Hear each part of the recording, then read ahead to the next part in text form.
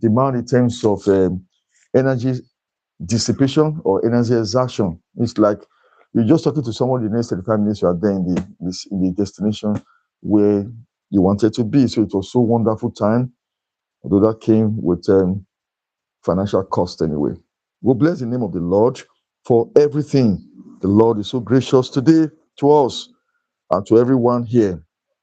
Today, we shall be looking at this topic, the profitability of spiritual mindedness despite the known challenges. The profitability of spiritual mindedness despite the challenges. The profitability of spiritual mindedness despite the challenges. It is wonderful to be spiritually minded, not just spiritually minded for a while, to be continually spiritually minded. If we are spiritually minded for a few days in a week, a few hours of the day, it means that we'll live a lopsided life. It means that our lives will not be balanced. It means that there will be issues with our life because today, at this point, we are responding to people in the most gracious manner. At some other point, we'll be responding to people in the most devastating manner. And somebody will begin to wonder, but he spoke to me yesterday so graciously. And why the same person is saying the same thing today in a very devastating manner? He said and he offered this kind of advice that was so loving a few minutes ago. How come now he's saying something different on the same issue? Well, that speaks volumes about the individual. There's no steadfast, there's no consistent spiritual mindedness. It is important that we understand that we need to be spiritually minded the whole time. Because if we are consistently spiritually minded, then we'll be able to profit from such.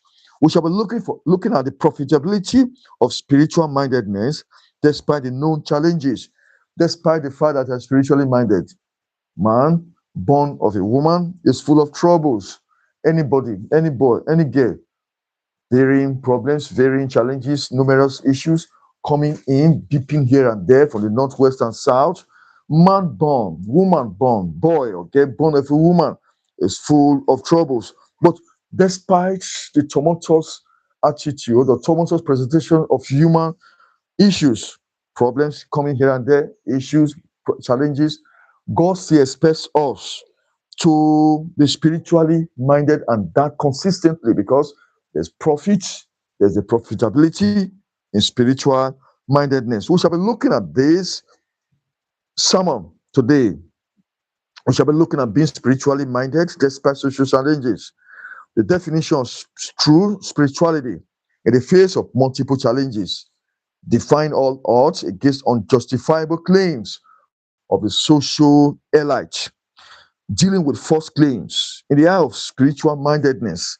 And we shall look at the dedication of trusted or trustful standards in the face of manageable confrontation. We shall be looking at the most reliable consultant on all matters of concern, and then how to consult the Almighty God on all matters, David's perspective. We shall be looking at prayer for spiritual mindedness despite known challenges. And we shall be looking at selection and action points, the question and activation of sin number 8. Now we're looking at the study references now. 1 Samuel chapter 23, verse 1 and verse 2. In 1 Samuel chapter 23, verse 1, it reads, Then that told David, saying, Behold, the Philistines fight against Keilah, and they rob the threshing floor. I repeat, then they told David, saying, Behold, the Philistines fight against Keilah, and they rob the threshing floor.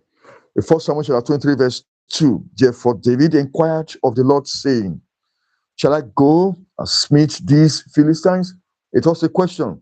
And the Lord said unto David, Go and smite the Philistines and save Keilah. We're looking at the introduction now, being spiritually mindful despite social challenges. Man, like I said before, born of a woman, boy, woman, girl, and whoever we are, as long as we are part of humanity, there are surely going to be social challenges, sometimes mental challenges, sometimes physical challenges, sometimes spiritual challenges.